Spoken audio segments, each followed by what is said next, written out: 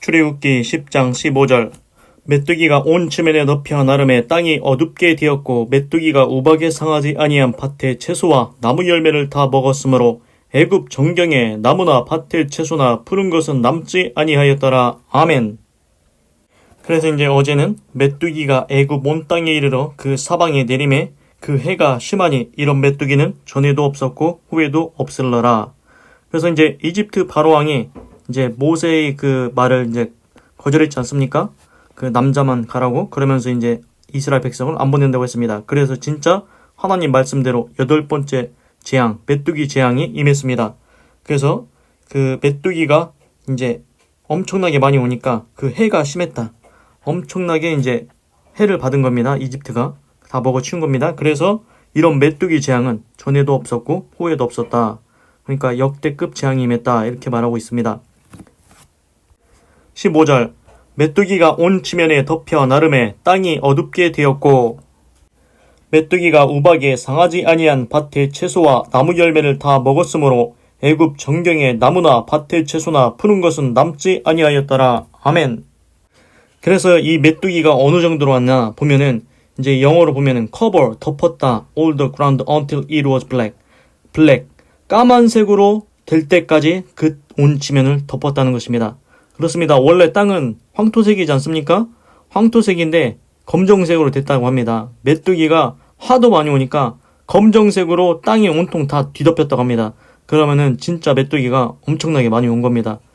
그래서 이제 메뚜기가 한 곳에서 온 것도 아닌 것 같고 메뚜기란 메뚜기는 다 모아가지고 이집트에다가 다 불러들인 것 같습니다. 그래서 메뚜기가 엄청나게 많이 왔다.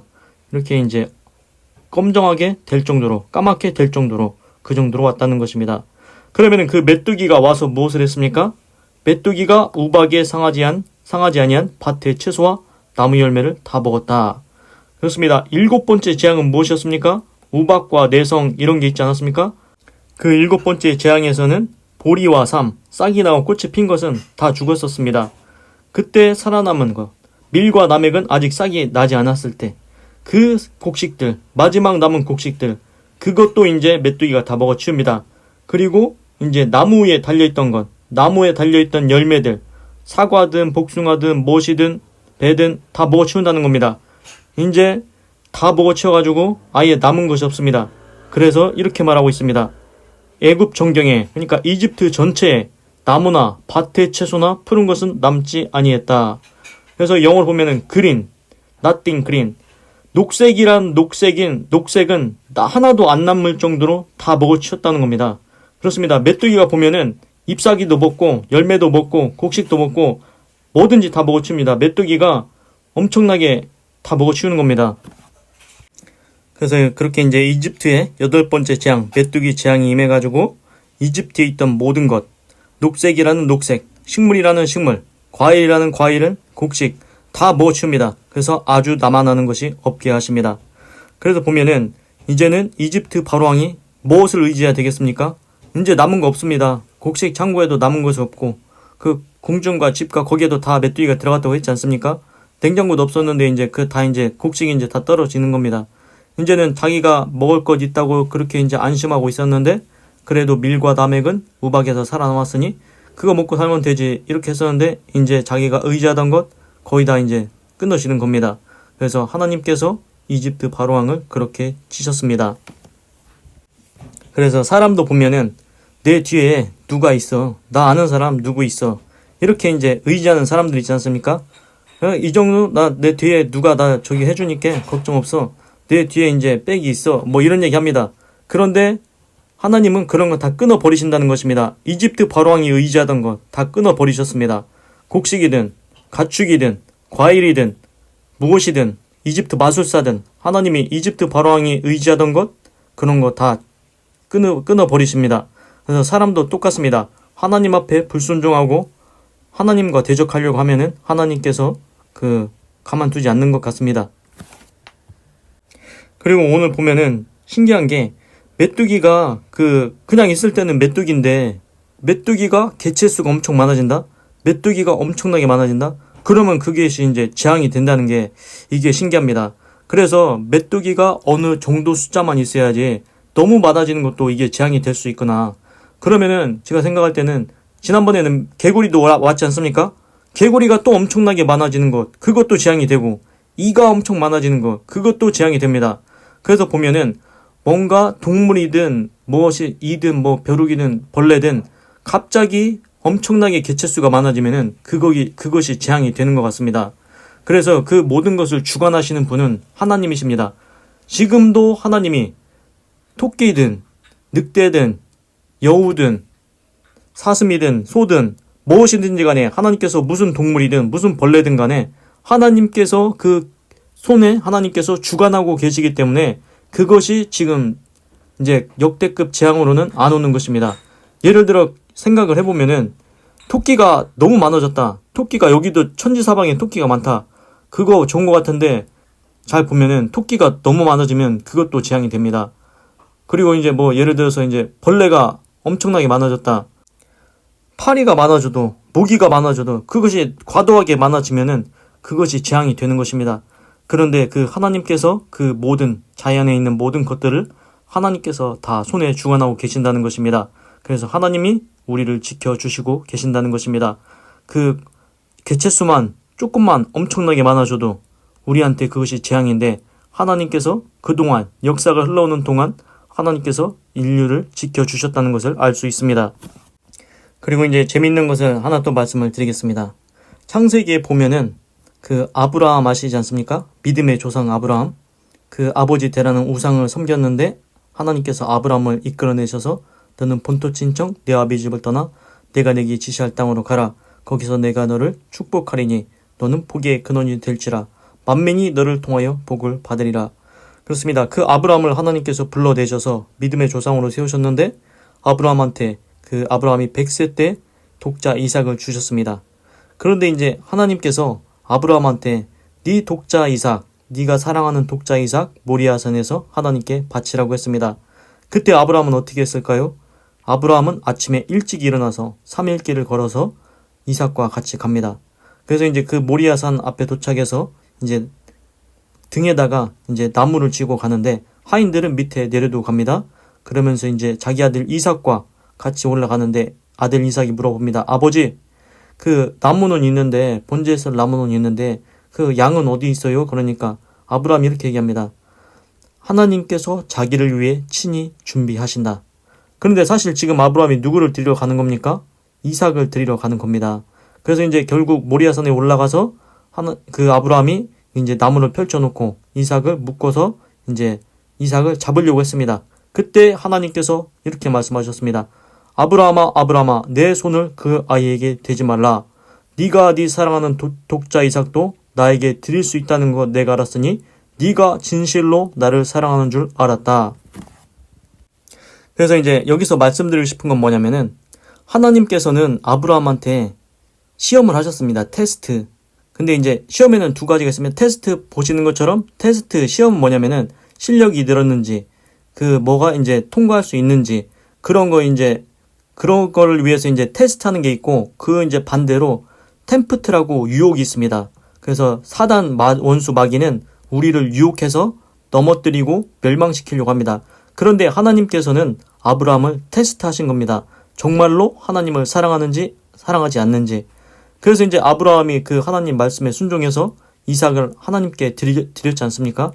하나님께서 그것을 보시고 아브라함아 너 진짜 나를 사랑하는구나 이렇게 말씀하셨습니다. 우리도 보면은 예를 들어서 그 자식이 있는데 이제 예를 들어 부모님들이 이제 밖에 나갔다 오면 뭐 맛있는 거 사오지 않습니까? 맛있는 거를 사온다든가 뭐 선물을 뭐 가져온다든가 그렇게 이제 해줍니다. 자녀들한테. 그러면은 그 자녀들은 선물을 좋아해야 되겠습니까? 부모님을 사랑하고 감사해야 되겠습니까? 그런데 어릴 때는 되게 보면은 안 그런 경우도 있긴 하지만 아이들은 그 부모님의 그 손에 들고 온 선물, 부모님의 손에 들고 온 그 과자, 그것만 쳐다보고 있습니다. 오늘은 뭘 갖고 오실라나? 오늘은 뭘 갖고 오셨지? 그것만 쳐다보고 있습니다. 그러면서 선물만 쌩 받고서는 가버립니다. 감사하다고, 고맙다고, 사랑한다고 그런 말도 안 합니다. 그런 경우가 많이 있습니다. 그러면은 그 부모님 마음이 어떻겠습니까? 내 자녀야, 내가 너를 사랑해서 선물을 사왔지만 그 선물을 좋아하는 것보다 나를 더 좋아했으면 좋겠다. 나를 더 사랑했으면 좋겠다. 그렇습니다. 그 부모님 마음도 선물을 주고 과자를 주고 아이스크림을 사다 주지만 그 선물보다 그걸 사온 그걸 사온 부모를 더 사랑했으면 좋겠다는 것입니다. 제가 볼 때는 하나님도 그런 마음이 있으셨던 것 같습니다. 하나님께서 아브라함한테 복을 많이 주셨지 않습니까? 아브라함을 가나안 땅에서 이끌어내시고 믿음의 조상으로 세우시고 독자 이삭도 주시고 은금과 가축과 그런 모든 것도 아브라함께 많이 주었습니다. 그리고 아브라함을 이제 지켜주신 것도 많이 있었습니다. 일들이. 그러면은 하나님께서 아브라함한테 많은 것을 해주셨지요? 그 부모님이 자식한테 많은 것을 해준 것처럼. 그런데 하나님은 그걸 알고 싶었던 것입니다. 아브라함아, 내가 너한테 잘 해주었지? 너한테 복도 주고 자녀도 주고 지켜도 주고 내가 너 잘 해주었지? 그런데 아브라함아, 너 내가 준 것 때문에 나 사랑하냐? 아니면은 내가 준 게 없어도 내가 너한테 아무것도 안 준다 해도 나를 정말 사랑하느냐? 그걸 알고 싶으셨던 것 같습니다. 그래서 하나님께서 이번에 아브라함이 자기 독자 이삭이라도 자기가 가장 사랑하고 아끼는 자기 독자 이삭이라도 하나님께 능히 드릴 수 있음을 그 모습을 보고 아브라함아, 진짜 너는 네 독자 이삭보다 나를 더 사랑하는 것을 내가 알았다. 하나님을 더 사랑하는 것을 내가 알았다. 아브라함이 나를 향한 너의 사랑은 진짜다. 나를 향한 너의 사랑은 진짜구나. 이거를 아셨다는 것입니다. 그래서 이제 지금도 똑같습니다. 지금도 예수님 믿으면은 잘 될 수 있습니다. 복을 받을 수 있습니다. 그런데 그 하나님이 주신 복만, 하나님이 내려주시는 복만 바라보고 그렇게 삽니까? 아니면은 그 복을 주시는 하나님께서 은혜를 베풀어 주시는 그 하나님을 더 사랑해야 되겠습니다. 하나님께서 주신 것보다 하나님을 더 사랑해야 하나님께서 기뻐하실 것 같습니다.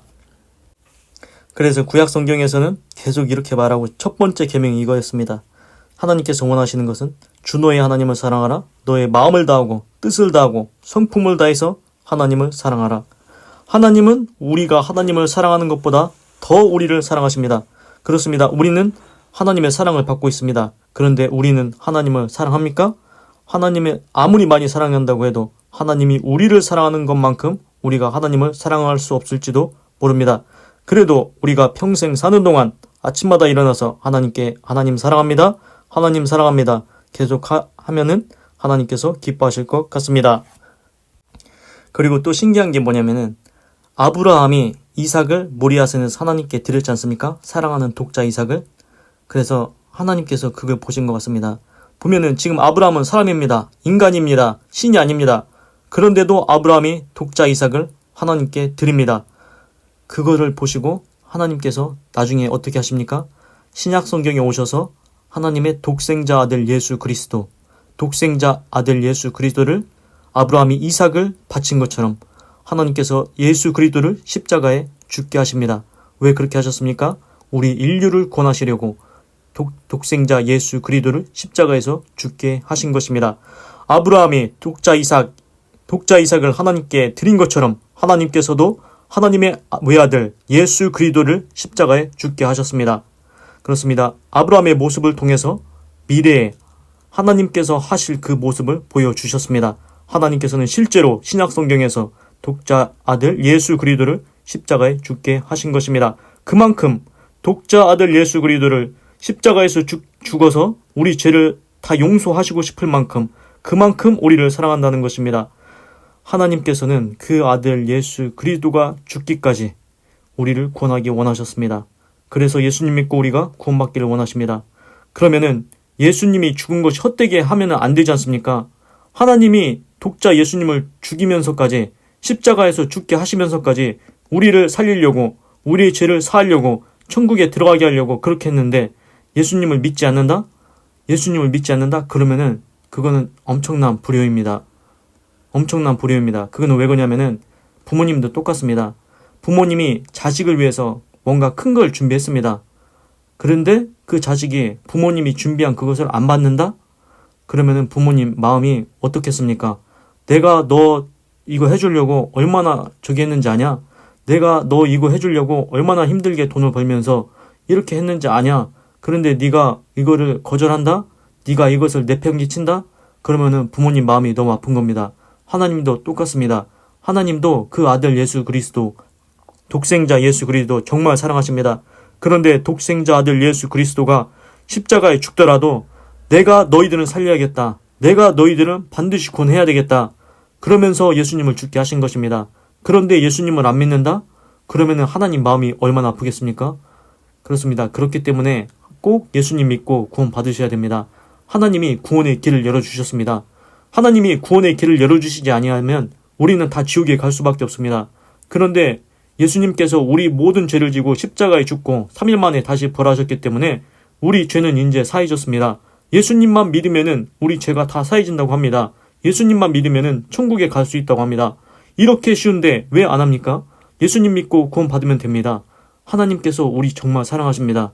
예수님이 독생자 예수님이 죽기까지 사랑하셨습니다. 그러니 꼭 예수님을 믿고 구원 받으시기 바랍니다. 기도하겠습니다. 하나님, 오늘은 출애굽기 10장 15절을 읽고 묵상해 보았습니다. 하나님, 이번에 8번째 재앙 메뚜기 재앙이 많았는데 온 지면에 다 덮여서 까맣게 되었다고 합니다. 그리고 그 메뚜기가 7번째 재앙 우박에 상하지 아니한 모든 밭의 채소, 나무 열매 그리고 다 먹어치웠습니다. 그래서 녹색이란 녹색은 하나도 남지 않게 하나님께서 다 전멸시켜 버리셨습니다. 초토화시켰습니다. 그렇습니다. 하나님, 이집트 바로왕이 하나님을 대적하니까 하나님께서 역대급 재앙을 내리셨습니다. 하나님, 이것이 저한테 교훈이 됩니다. 하나님, 이것이 저한테 교훈이 되니 하나님, 저는 하나님을 대적하지 않게 하시고 하나님의 말씀에 순종하며 살아가게 하시옵소서. 하나님, 인생에 재앙이 올 때 내가 뭔가 잘못한 건 아닌가 깨닫게 하시고 돌아서게 하시고 회개하고 다시 하나님께로 나아갈 수 있도록 인도하여 주시옵소서. 그리고 하나님께서는 이집트 바로왕이 의지하던 것 다 끊어버리십니다. 식물이든 가축이든 이집트 마술사든 의지하던 것 다 끊어버리십니다. 하나님, 우리 인생에도 오직 하나님만 의지하게 하시옵소서. 하나님은 돈이든 권력이든 명예든 부동산이든 아파트든 우리가 의지하던 것 하나님 그거 원치 않으십니다. 하나님은 오직 하나님만 의지하며 살기를 원하십니다. 그러면 하나님께서 더 아름다운 삶으로 인도해 주실 줄 믿습니다. 하나님 또한 아브라함을 통해서 하나님을 어떻게 사랑해야 되는지, 정말로 하나님을 어떻게 사랑해야 되는지 알았습니다. 아브라함은 독자 이삭을 하나님께 드리기까지 사랑하였습니다. 아브라함은 그 무엇보다, 세상의 그 무엇보다 어떤 것보다도 하나님을 더 사랑한 것입니다. 그렇습니다. 하나님, 마음을 다하고 뜻을 다하고 성품을 다해서 하나님을 사랑하며 살게 해 주시옵소서.